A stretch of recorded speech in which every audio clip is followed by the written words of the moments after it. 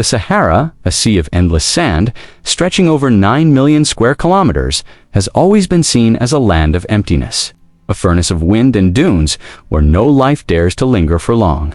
But beneath this golden expanse, beneath centuries of silence, whispers of a forgotten world stir. A world of rivers, a world of stone cities, a world that may have once rivaled Egypt itself. In this story, we travel not through sand, but through time to uncover the civilizations buried under the Sahara Desert, lost beneath dunes and forgotten by history. The Sahara that wasn't always a desert long before the dunes ruled. The Sahara was green, about 10,000 years ago during the African humid period.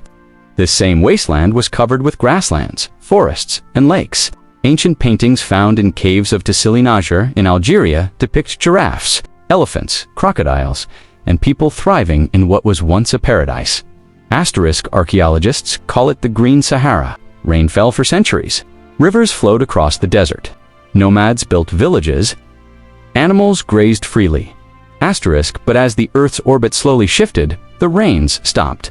The lakes dried up. The people who once lived there disappeared, leaving behind strange rock carvings and silent stone ruins, the first signs of lost civilizations buried under the sand. The lost kingdom of the Garamantes hidden. Beneath the dunes of modern Libya lies the story of the Garamantes, a forgotten empire that once thrived in one of the most hostile regions on Earth, for centuries.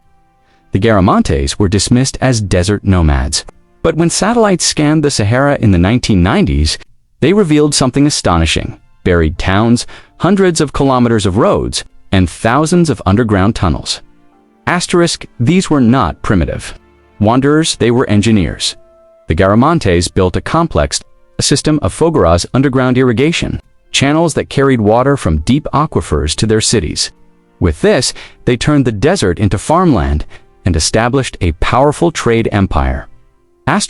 Roman historians once wrote of a mysterious desert kingdom that defied the sands. This was them. Their capital, Garama, held palaces, cemeteries, and towers that once shimmered in the heat. But when the water finally ran dry, the Garamantes vanished, swallowed whole by the desert that had once fed them. The desert that connected empires for centuries. The Sahara was not a barrier, it was a bridge. Caravans of camels, carrying salt, gold, ivory, and even slaves, crossed this vast land in organized trade routes linking North Africa to the kingdoms of West Africa, Mali, and Songhai. Hidden beneath the sands lie ancient caravan stations and waypoints, long lost to time.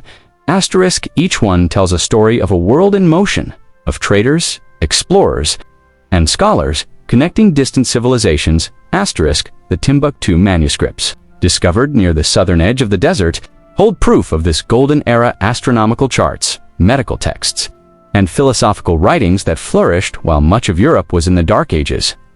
The Sahara wasn't empty.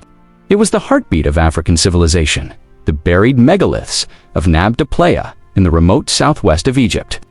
Archaeologists uncovered something remarkable: Nabta Playa, a prehistoric ceremonial site older than the pyramids of Giza. Here, in the middle of what is now barren desert, stand stone circles and alignments that mirror the movement of the stars.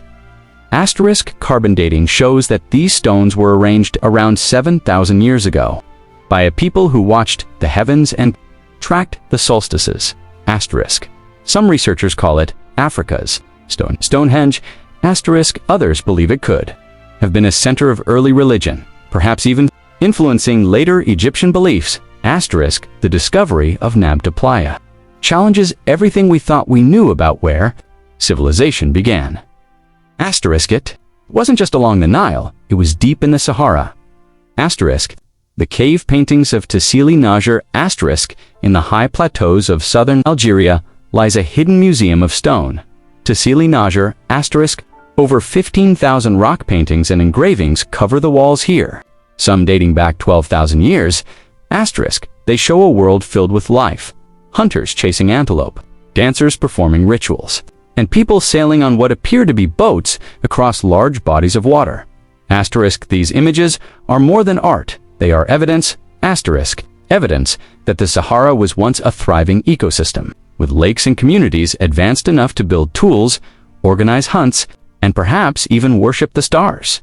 Asterisk, UNESCO calls it one of the greatest treasures of prehistoric humanity, a frozen record of civilizations erased by sand. Asterisk, legends of the Zerzura Oasis. Asterisk, among ancient Arab travelers and medieval maps, there are whispers of a white city hidden deep in the desert.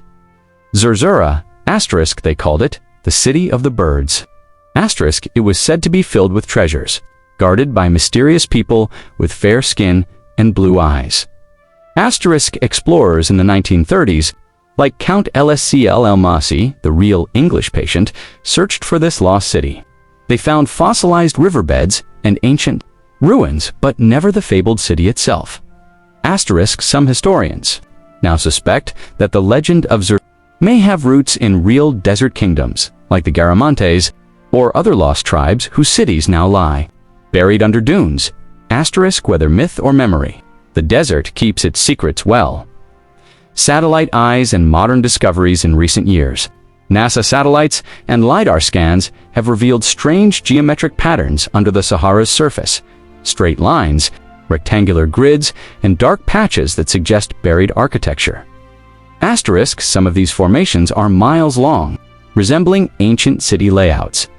Asterisk, others may be old river systems that once connected civilizations, now forgotten. Asterisk, geologists have even discovered fossilized riverbeds that flow for hundreds of miles beneath the sand. Clear evidence that once vast waterways supported entire cultures. Asterisk, each year more ruins emerge from the dunes, the echoes of human hands reaching out from deep time. The human journey through the Sahara has shaped humanity as much as humanity shaped it. When the desert expanded, people migrated north to the Mediterranean, east to the Nile, and south into sub-Saharan Africa. These migrations helped seed new cultures, new empires, and new languages. Asterisk, anthropologists believe that the Sahara acted as a cultural engine, forcing adaptation, creativity, and survival. Asterisk, even today, nomadic tribes like the Tuareg carry the legacy of those ancient people, moving with the wind, living in harmony with a landscape that never forgets. Asterisk, the sands still speak. Asterisk, archaeologists continue to uncover new mysteries each year. Burial mounds, pottery shards, ancient walls, and even the skeletal remains of entire communities. Asterisk, beneath every dune may lie another story, another lost kingdom waiting to be rediscovered. Asterisk, the Sahara hides the truth in plain sight, but time, wind, and technology are slowly revealing its secrets. Asterisk, what we call the desert today was once the cradle of civilization, perhaps even one of its earliest chapters. Asterisk, and if the sands could speak, they would tell us of rivers that once ran deep, of cities that glittered in moonlight, and of people who dreamed of the stars. The desert never forgets. The Sahara is not just a desert. Asterisk, it is a memory, a vast living archive of Earth's changing climate, of human endurance, and of civilizations born lost and buried beneath time. Every grain of sand tells a story older than the pyramids, and maybe, somewhere under those dunes, the next great discovery is still waiting, quietly, patiently, beneath the endless horizon. Asterisk, if you love exploring the lost chapters of our world's history, make sure to subscribe, like, and share this video. Asterisk, the more we uncover, the closer we come to remembering what the Earth itself has forgotten. Asterisk.